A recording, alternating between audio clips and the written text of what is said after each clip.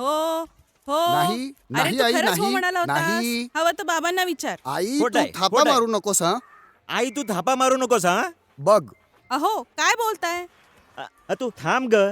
सत्या तू मला सांग. तुम्ही आधी मला सांगा. थांब जरा. सत्या ही बोलत होती की नाही त्या भुर्दंडकारांशी? भूदरगडकर तेच ते. नाव सुद्धा नीट घेता येत नाही आणि अरे उगीच आरोप च्या. करत सुटायचं. हे बघ. आई हा हो म्हणाला होता की नाही मला सांगा.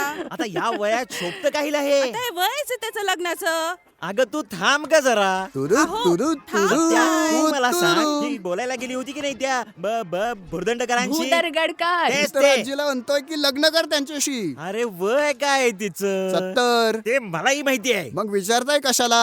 या वयात शोभत का हे? एक्सपेरिमेंट करून बघायला काय हरकत आहे? अर्धी लाकडं मशनात गेल्यावर एक्सपेरिमेंट. कोणाची अर्धी लाकडं 20 वर्ष मरत नाहीये मी. आजी तू बोल, आपण कोर्ट मॅरेज करू. हे बघ लगेच. आहाहाहाहा. स्वतःच्या एका लग्नाचा पत्ता नाही आणि आजीचं दुसरं लग्न लावायला अहो निघालाय. तर पळून जा त्या भुदरगडकरांबरोबर. अरे. अरे सत्या तुझ्या जिभेला काही हाड. अहो अहो तुम्ही हा, व्हिडिओ हा, दाखवा. दाखवतोच. अरे लहान आहे का तो, त्याचं त्याला ठरवू दे ना.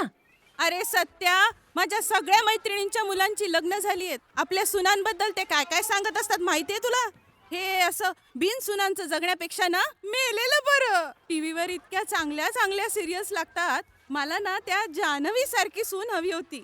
पण माझी एक सुद्धा इच्छा तू पूर्ण करणार नाहीयेस का?